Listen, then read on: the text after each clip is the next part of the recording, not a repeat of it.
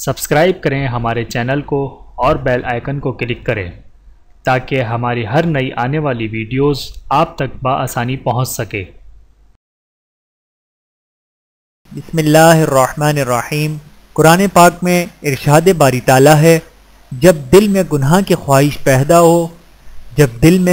کی خواہش پیدا ہو تو یہ دعا پڑھیں، ربنا اغفر علینا صبرا وتوفنا مسلمین۔ اے ہمارے پروردگار، ہم پر صبر کے پیمانے انڈیل دے اور ہمیں اس حالت میں موت دے کہ ہم تیرے تابعدار ہوں۔ سورۃ الاعراف آیت نمبر 126۔